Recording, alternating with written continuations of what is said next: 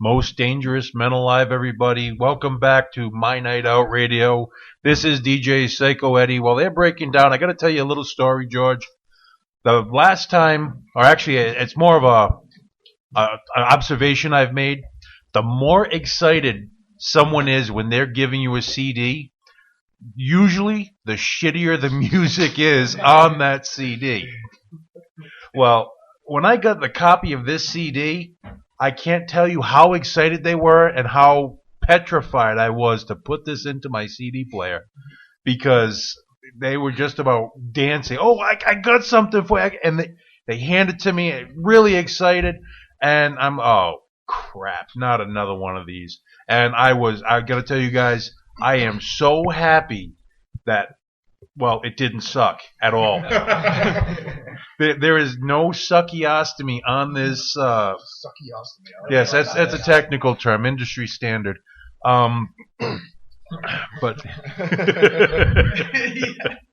so Ben knows a lot about suckiostomy. I don't know anything about sucking. Well, step a little closer to the mic when you guys are talking. Sorry. No, that's okay. We'll share me and Butler. The one in the corner, she's got the whip, and she will keep you in line if you do not get close to the mic later. Good. Speaking of which, fetish night. Sorry about that. You guys are amazing. I got to tell you that, especially live. Thank you. I appreciate it. Where did you get your sound from? How did you guys get started? That I know it sounds like a generic question, but you'll be amazed. It's probably the toughest one to No answer. swearing, right? No No swearing. swearing. Yeah, All right. so I'll say Bonnaroo. We've all a bunch of us have known each other for years, and Eric and I have been friends for about 4 years now. We went to Bonnaroo about 2 years ago, and really got into some and like had a great time. Got into some music, wrote some stuff. You know, we all had guitars on there. We came back, decided we wanted to start the band.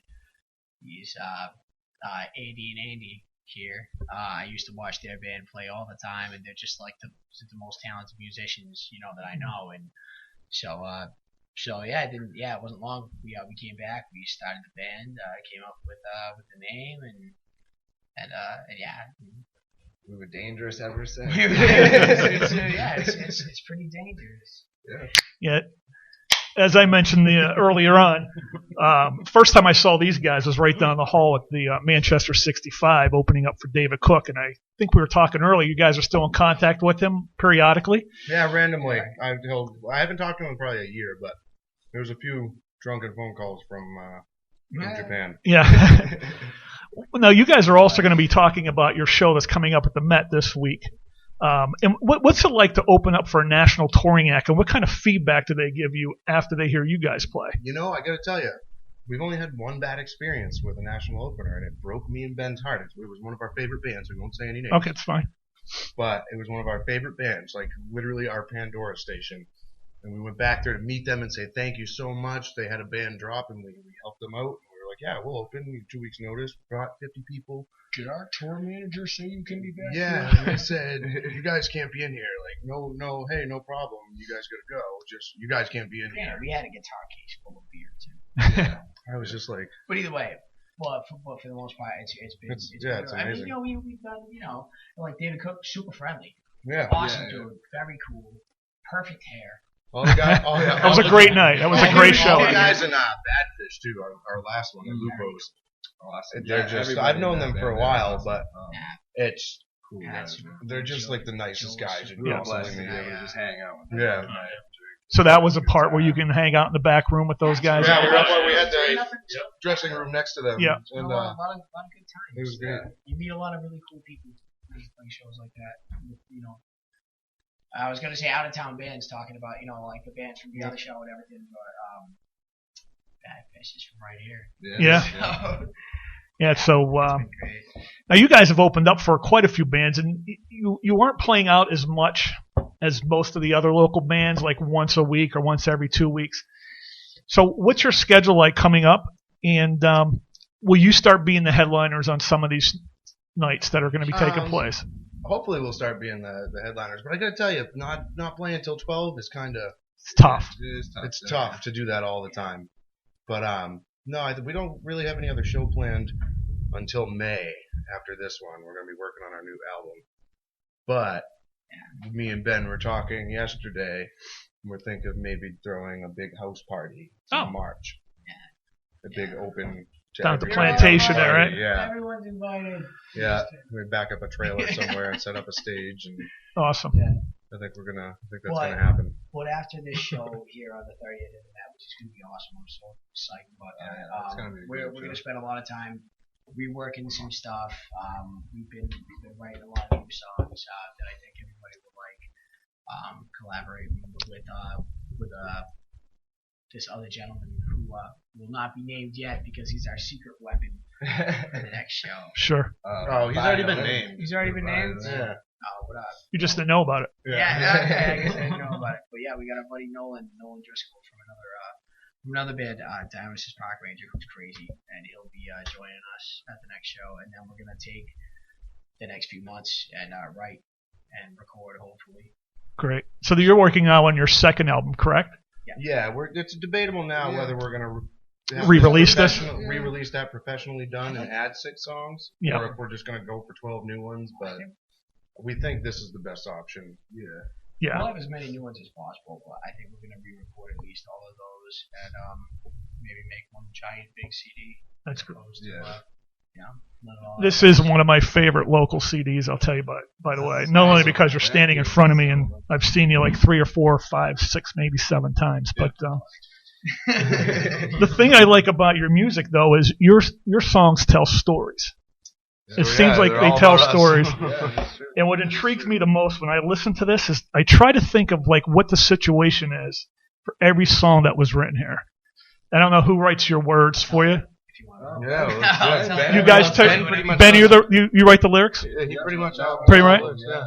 The song "Not Your Problem" to me is like one of the most intense tunes. There's got to be a story behind that song. And if you'd like to share it, because we know there's a story behind that story. I'll tell you the story. It's about an ex-girlfriend who I'm not going to name simply for the fact that she's a good friend of mine now. We remain close. We're all friends, actually. Everybody. And like I say in the first two lines of the song, sometimes I get a little too excited. You know what I mean? Like we become great friends, but it was just like it was actually after Bonnaroo. And so anyway, I don't know how to say this. They didn't work out. No, nobody's ever had it. Didn't work out. It didn't last very long, but the friendship has lasted thus far.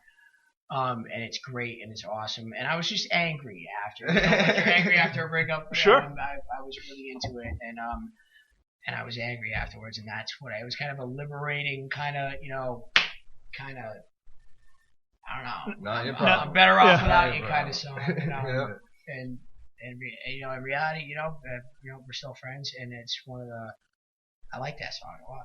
So do I. I do too. And thank her for it, And rumor has it you wrote that 30,000 feet. Not 30,000 feet.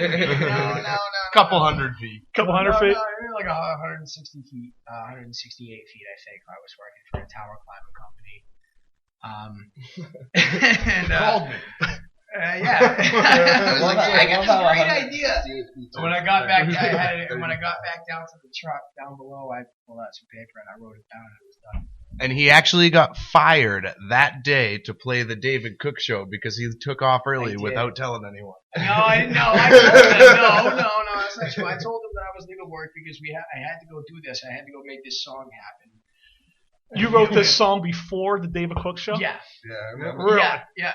Not You got long fired before. from his job. I got let go. Well, because I told him while I was up there, like I drove my truck up to Maine, or New Hampshire. I'm sorry, I met them up there. I was like, hey, I gotta leave at like 2:00 so I can get back down and work on this stuff and play that show the next day. And, so yeah, I got let go. But hey, it's cool. Yeah. Hey, everything happens for a reason, right? Everything happens for a reason. So I'm going to stop you guys right there for a minute so we can go to another break. On the way out, we're going to listen to another song by you guys.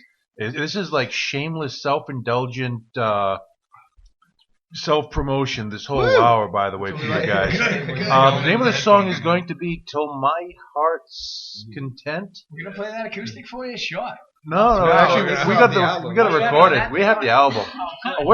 We have the technology. We will take care of this. Once again, this is My Night Out Radio on Rhode Island Free Radio. DJ Psycho, Eddie, George, Most Dangerous Men Alive. We'll be back in just a minute.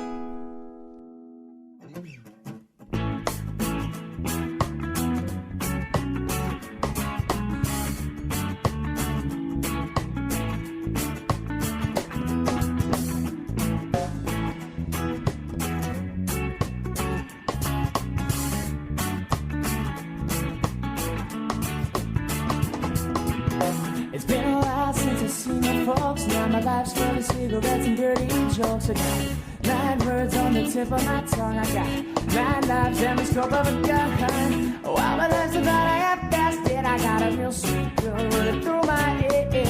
I feel harder than I knew I should. I miss my baby, but she treats me good. I got no brothers, but I wish I had about a half rosy and a pillow pad so I can smoke it out and watch it burn away. When the fire flies out till it's torn and rain. Oh, my God, I waited for somebody has to kill me till my heart's content. But all they do is build me up and now I'm spent. We got a problem on our hands tonight. 'Cause all I do is drink until I start a fight. Couldn't help me,